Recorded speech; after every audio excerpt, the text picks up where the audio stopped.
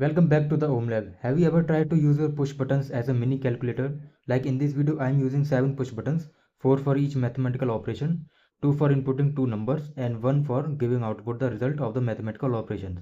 So let us input the number 1. So I am inputting the number 1 as 3. So press this push button 3 times. 1, 2, 3. Now press push button 2. Let us input the number 2. So press it 2 times. 1, 2. Let us choose the mathematical operation as multiplication. And let's press this push button for the result. So as you can see on your screens, the result is 6. Okay, so in this way you can build your mini calculator. So let's start building this project. Now you can observe that I am using 2 wires for each of the push buttons. Okay, and one wire is connected to the digital pin on the Arduino, and other wire is connected to the ground of the Arduino through this negative rail of the breadboard. But why I am using this kind of specific connections and not any other else? So the answer is there are two types of connections of the push button.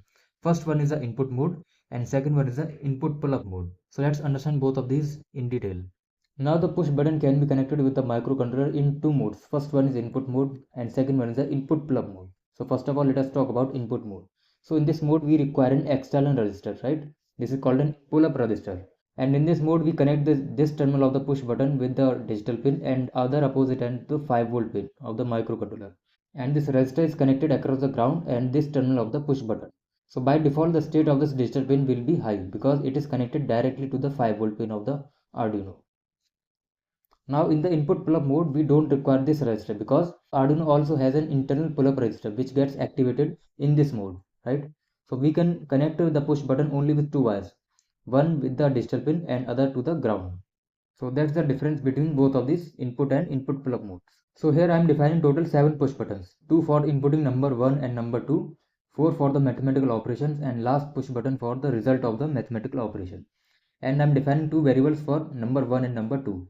Currently they are set to 0 and this operation is currently an empty string, okay? And in the setup function I am defining the modes of all the push buttons in the input pull-up mode. Now in the loop function I am defining various kinds of if condition. Suppose if we want to input number 1, then the condition is if digital lead of button 1 is equal to low. Now why I am using low condition here? Because if you see in the circuit diagram, pressing this push button means the digital state of any digital pin will be 0 because this pin will be connected to ground directly and the ground state is considered as low, and that is why I am using here low condition. Now suppose if you want to input 5, then you need to press this push button 5 times. And that is why I am incrementing this num variable each time by 1. And similarly the condition for push button 2 is also the same as previously. And these are the 4 if condition for each of the mathematical operation. Now this is the condition for the calculating result. If digital lead of button result is equal to low, then we are setting result is equal to 0 initially. And we are selecting further operations. Suppose if operation is equal to addition, then the result will be num1 plus num2. If operation is equal to minus, then result will be num1 minus num2. You can also set it as num2 minus num1, and similarly all the else conditions are given here. Now suppose if we enter num2 is equal to 0 mistakenly, then it will throw an error invalid operation.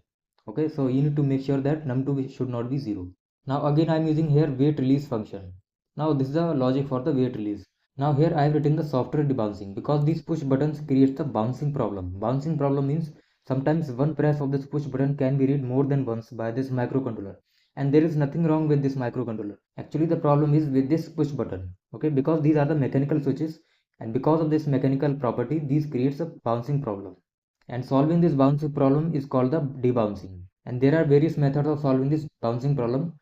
One of those methods is a software debouncing, and I have already explained what is the software debouncing in detail in my previous video. You can check out the link in the description. So in that video I used the function millis. So in this function I am using a delay of 200 milliseconds and we are waiting until the button is released. So this was the entire logic for the code of this project. So if you enjoyed this video, don't forget to subscribe to my channel and press the bell icon to remain updated with my latest video tutorials. And if you have any doubt in this project, ask your question in the comment section, and thanks for watching this video.